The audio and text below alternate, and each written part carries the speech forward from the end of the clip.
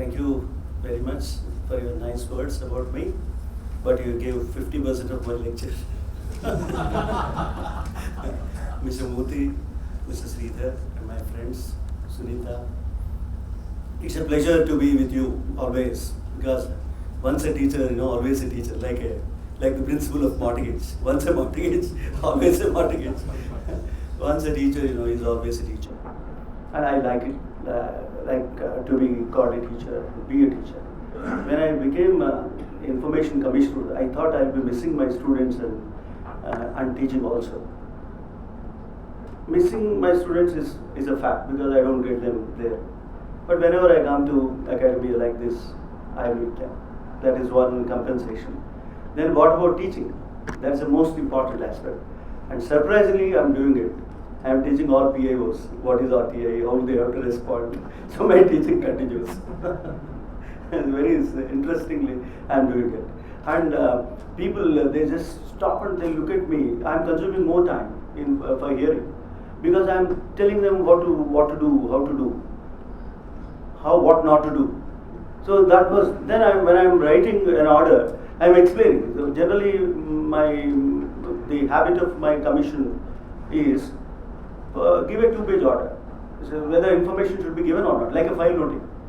Somebody says it can be given. Somebody says no, exception applies. Somebody says no, you have to give. Then it comes finally to the top officer. He says give one word. So that is the type of orders that are coming up from the commission. Then why should we give the information? We have to discuss it. Well, we should tell them that this is the reason why you should give. And we say that we are under an obligation to give a speaking order. You know what is speaking order? And why don't you give a speaking order about speaking order? So that is the question. It's a mostly common sense question. Then coming to LLM, I have a very, very special affection and love for LLM. You may ask why. Not just because I am inaugurating your class. I am not saying this. Not just because I was asked to lay foundation for the Center for Postgraduate Studies in Nalsar University of Law. Not to downgrade and do something for BA LLB people.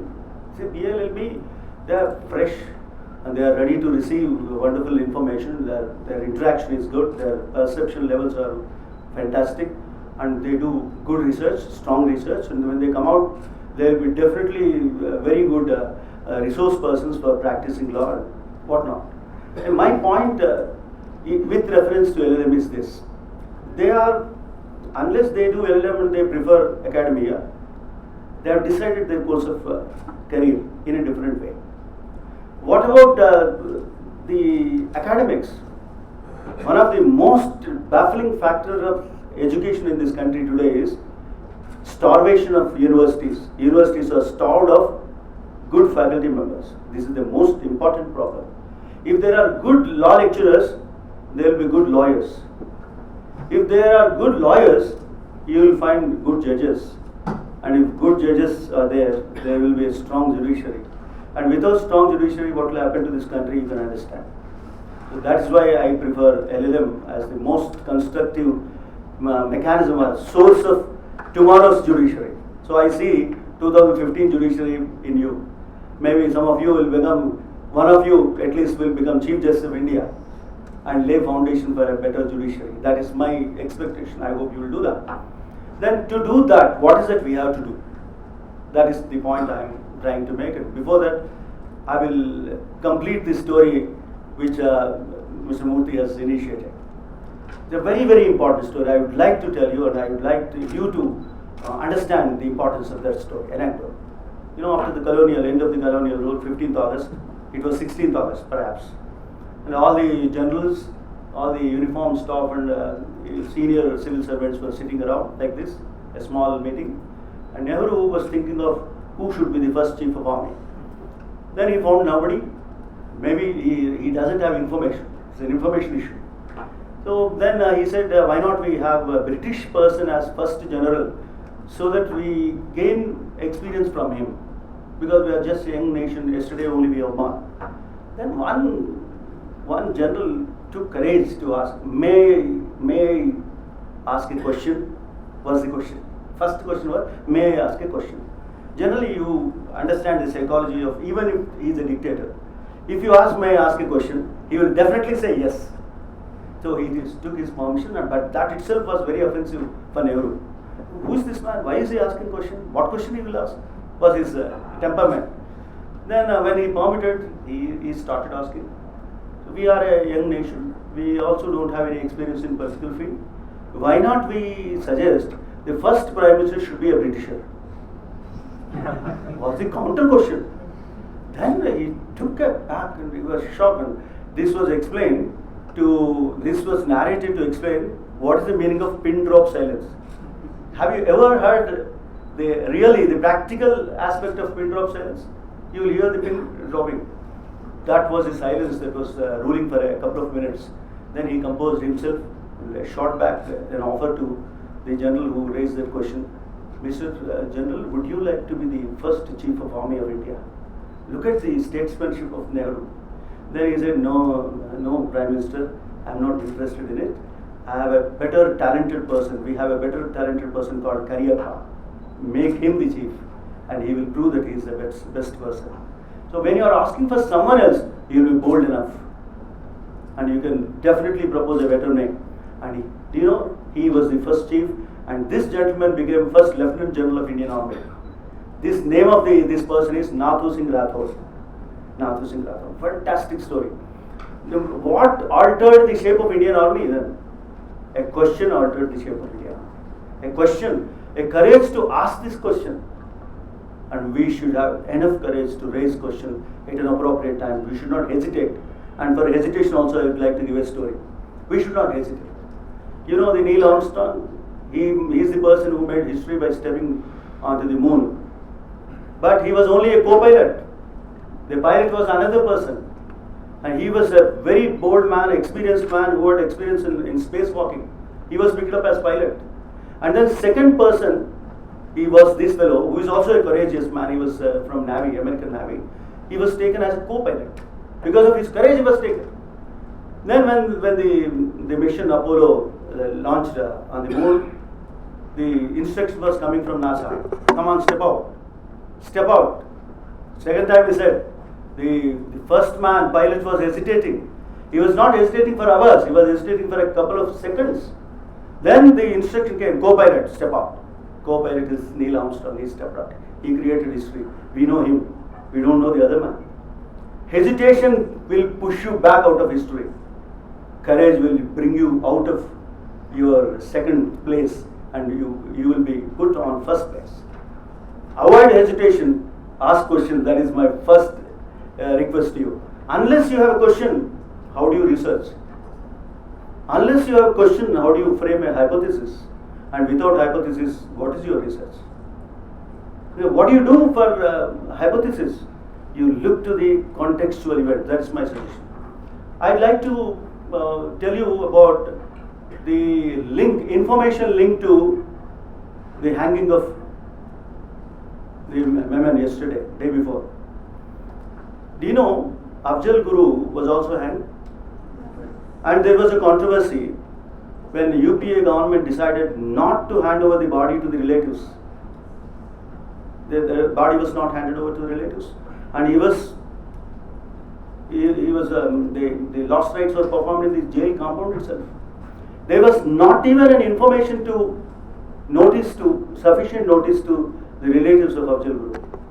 See, it is the right of relatives of condemned prisoner.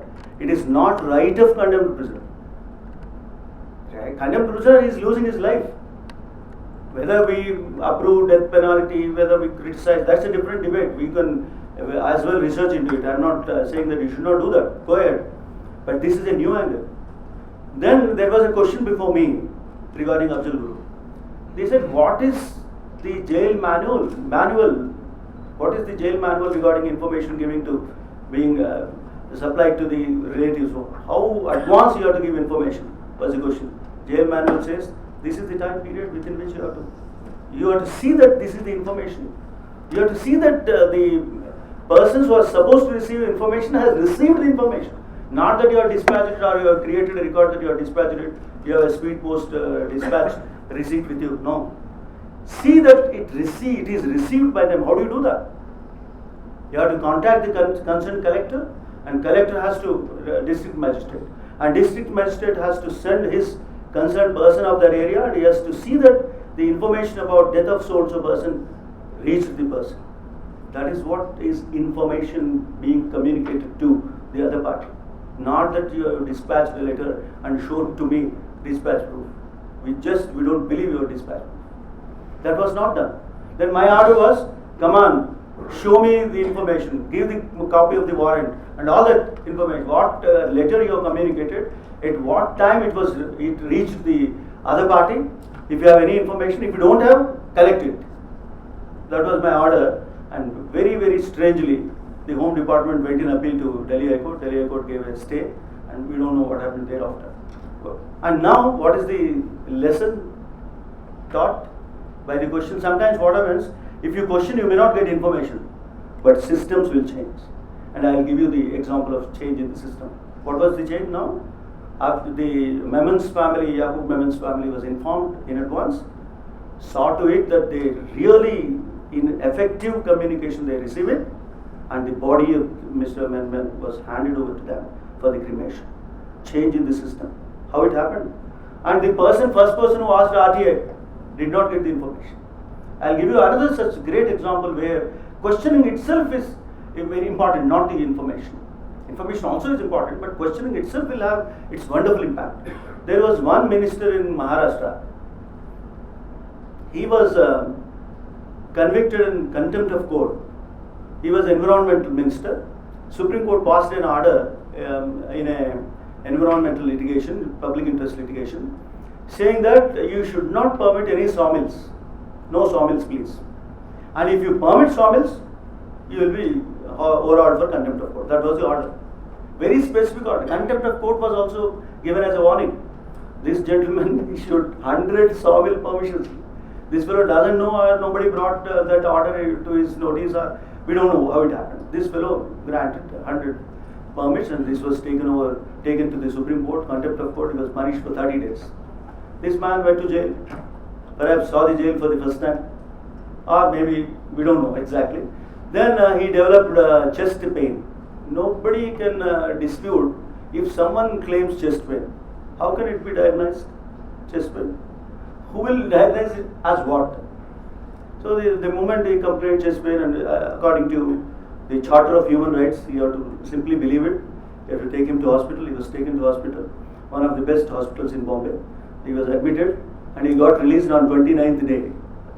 He goes to jail, and 30th day he gets released, as if he has underwent punishment in jail as per the orders of Supreme Court. Is this the punishment? Do you agree with that? Sentence has been completely gone through? This is the question. No is our opinion. No is our opinion. But how do you establish it? See, opinion has to be firmly stood up on a foundation of research, information, and legal aspects. This is the question. Then somebody filed an RTA application before the concerned department. What was the disease? Mr. Surup Singh Naik, that the minister's name is Surup Singh Naik. You please make a note, and if you want, you can see the entire order. You search Indian Qanun, you will get Surup Singh Naik's case. And wonderful judgment. I really admire the Maharashtra High Court for giving this judgment. Fantastic. This fellow asked, I think a question was about his disease, and now the law of privacy, another area of research. And what is the law of privacy? My disease is my private information, my personal information. You can't ask about my disease. Why do you want to know my disease? I will not give any information about my disease. But I don't know whether in India this works. Generally, our people are so revealing about diseases. The moment you ask, how are you? He'll say, no, since yesterday, I'm suffering from cold, I'm sneezing. Last week I got fever, day before yesterday. He will narrate all diseases. Nobody will keep it as private information. But minister thought that it must be really private information. He doesn't want to give this information. He did not give. Then case went in appeal, first appeal, second appeal. First appeal said, give the information. There is a public interest.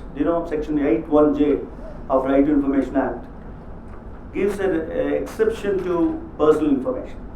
if the information is related to public activity, if it doesn't cause unwarranted invasion of privacy of that gentleman, if public interest, larger public interest overrides the privacy right of a person, you must give. Was the purport of the exception. Now, whether there is a public interest in knowing the disease of Swarup Singh Naik, I am not interested in knowing his disease. I am not a doctor. I don't want to treat him. I don't want to suggest him a better treatment than what he is receiving. I just wanted to know whether he really suffered that disease, which can entitle him to medical treatment in a 5-star hospital. Is the question. That is the public interest. So the first appeal said give, second appeal said give, then Swarup Singh Naik happily goes to Madras, Bombay High Court. Bombay High Court took its time and then ultimately gave the judgment that this is public interest. Come on, examine the entire RTA application on this principle and give the information. Information was not given, it was just remanded.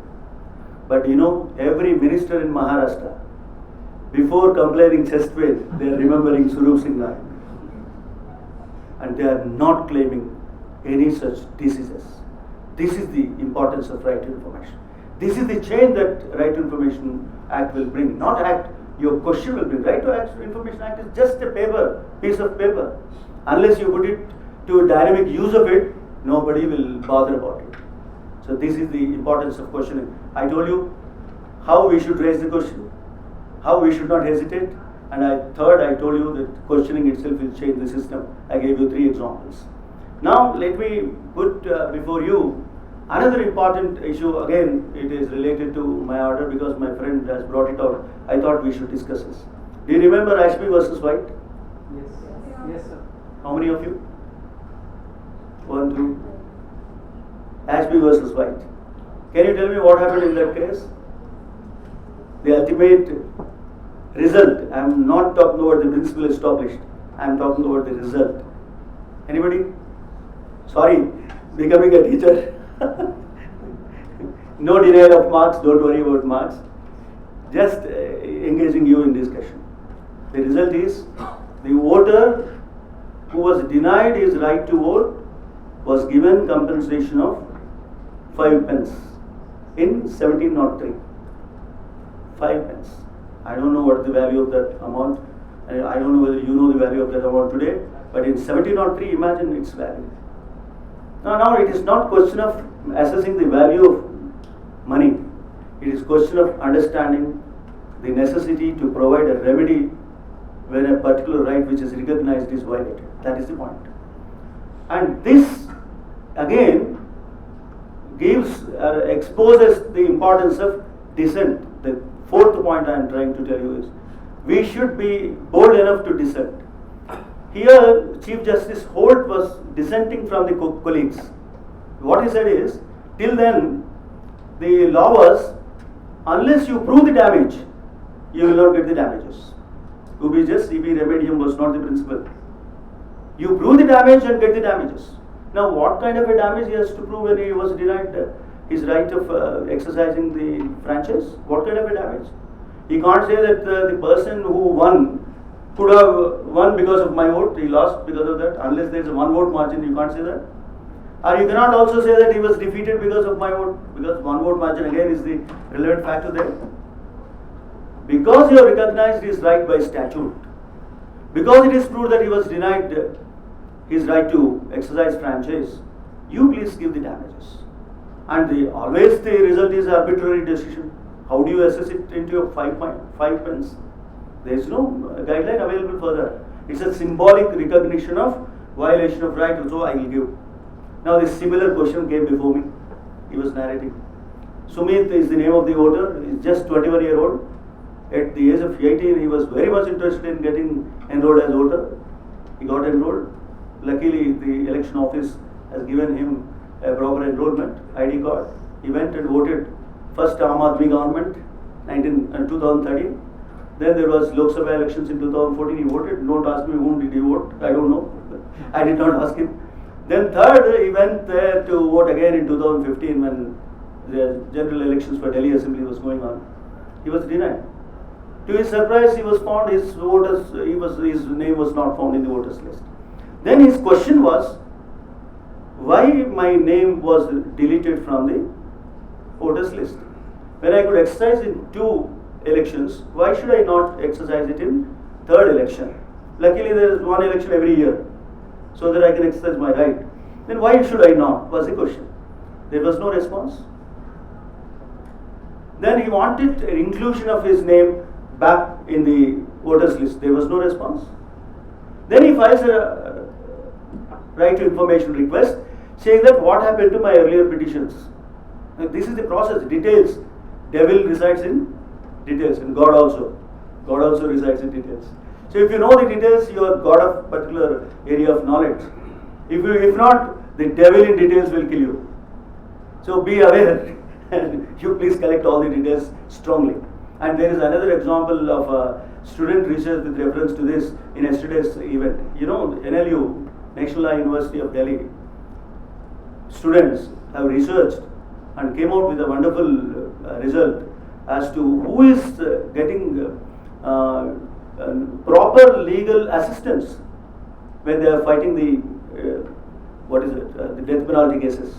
Only those who do not have money, only those who have money, who are from advanced sections of the society, who could hire Ram Jetmalani at the last minute, or top people even in the midnight. If you take the recent example, midnight lawyers were called.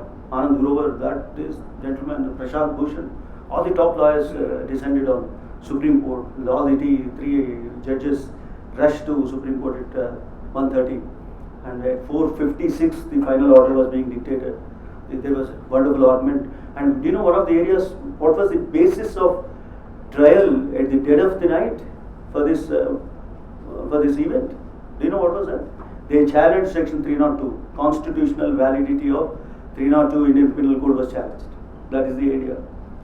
If you understand that Section 302 is constitutionally invalid, you have to grant a stay against the execution of amendment. That was the issue. Of course, you know what the result was. There, one of the arguments put forth was by the NLU students. There was one more petition in between, which might have helped Yaqub Memon to some extent. We don't know, we can't say exactly. But they came up with their research product. While doing so, they refer to Afzal Guru. We have to appreciate those students for that wonderful research. My appreciation. Then second aspect is this. On their behalf, Andhya Rujina was arguing. Wonderful lawyer, excellent lawyer. He wrote a wonderful analysis of basic doctrine theory. I suggest you to read it. He came out with a wonderful book on basic structure theory, Keshavananda Bharati. Then this gentleman was also arguing on behalf of National Law students, National Law University students. The one great mistake committed by the students was on facts, not on the law. One should be perfect on facts. Do you know what was the fact that they have suggested? Afzal Guru was convicted because he was throwing bomb at the parliament. That was not the case. He never threw bomb at the parliament. He was convicted of conspiracy. Good or bad, that's a different question. The fact is, he was convicted of conspiracy. And believing the National Law students, National Law University students, Andhya Rujina also presented the same facts. Then the Attorney General was furious. He said both of them disastrously wrong on the facts. That was his comment. That is the importance that you have to understand, the importance of the facts. When you go to the courts, everybody knows the law. Please understand. Everybody knows the law. Everybody can analyze the law. Your lawyer, their lawyer, judge, even your bench clerk knows better law than you. What do they not? They do not know is the facts. So you be sure about your facts. When you are sure about your facts, your research will be perfect. If you give rounding off to the factual facts, you will definitely lose the importance of research, authenticity of the research. And one of the ethics of research is truth. Ethics of research. Truth is the ethics of research. I have to tell you one more aspect. I was talking about. Can you tell me what was I was giving you an analysis of where did we get into this factual business? Afzal Guru? Right to what? Dissent. Huh? We were on dissent. Holt dissented and said, once you recognize the right, you have to give remedy. Then the remedy was, they differed. It came to House of Lords, and when it is before House of Lords, the majority of the members of House of Lords, majority of the Lords supported the viewpoint of Holt, and today the law is UBJCB remedy. The dissent is very, very important in democracy. Dissent is important in human rights. Dissent is important in changing the system. And dissent, dissent of HR Khanna, anybody? Anybody have idea of dissent of HR Khanna? In constitutional understanding of right to life, the emergency clause of Constitution says you can suspend all fundamental rights, including Article 21. Article 21 has two fundamental rights: right to liberty and right to life. Right to liberty can be suspended, I understand, but can you suspend right to life? What does it mean? It means that you have killed him. Once right to life is suspended, you have killed him. How do you revive it? Suspension is you have left some possibility of revival. When there is no possibility of revival, you cannot suspend. That was the judgment of HR Khanna in that ADM Jabalpur case. Then what is today's law? Today's law is the dissent of HR Khanna. So dissent is today's failure, but tomorrow's law. And you know the importance of UBJCB remedium and the importance of law of nature. Law of nature stands on the top of hierarchy of law, above the Constitution of India. So these are the research aspects I think you should remember, and you should have a wonderful focus about it. To talk about focus, I'd like to tell the recent, again, a communication I received through WhatsApp.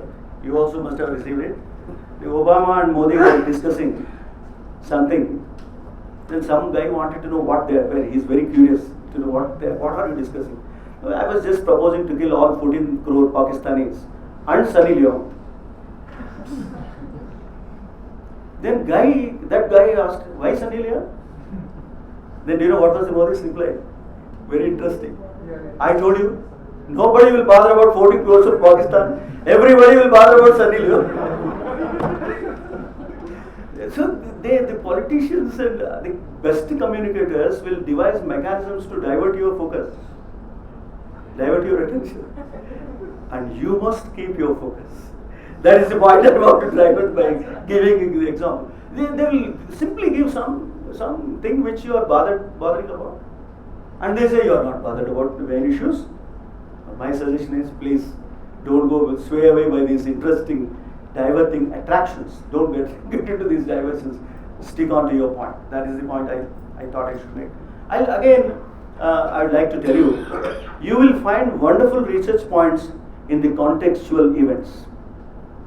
Not in the text of law, but in the context of society. So you must understand sociology of society. You must understand sociology of technology. You must understand sociology of economics. Then you will get into, everybody as per the market strategy. I don't know whether can I continue or stop here. Yeah, you have 35 minutes. Another 5 minutes I will stop. You have a very interesting marketing strategy of the sellers. They put the price as 99 rupees, 199 rupees, 3,999. Hanuman Kavach. Hanuman Kavach 3,000. I don't know exactly whether I'm. Why this 3,999? Why not 4,000? Why not 100? What is the big deal behind it? Definitely we can't understand this, but I read one communication about it. One super mall will have all these kinds of prices: 99, 199, 299, 399, shirts, pants, everything. What generally happens is, you will not insist on 1 rupee to return. You will not. Maybe you think that it is very uncivilized character to ask for 1 rupee. You may think so. Or your girlfriend is standing by, says, so you don't care about 1 rupee. Or she doesn't care about 1 rupee because you are standing by. So this is the reason why you don't ask and he will not give. He just not even offer to give. You don't mind. And imagine if 1,000 purchasers purchased 1,000 such things. What is the amount of money he got per day in that counter? 1,000 rupees. If there are 1,000 counters in a super mall in a day, how much of money he made in a day? And calculate at the end of month what will be the amount. At the end of year, what is the amount? And how do you rate this amount? Do you know you are generating black money? You are contributing to black money. And what will you do with this black money? He can do anything. Black money is source of crime. Black money is source of terrorism. Black money is source of many things. And who is contributing to this black money? So 99 rupees is marketing strategy. It is not just marketing strategy. It is a strategy of generating black money. It is strategy of generating crimes, future crimes. So understand criminology of 99 rupees. Understand sociology of 99 rupees. Understand economics of 99 rupees. We don't know, we just don't care to understand.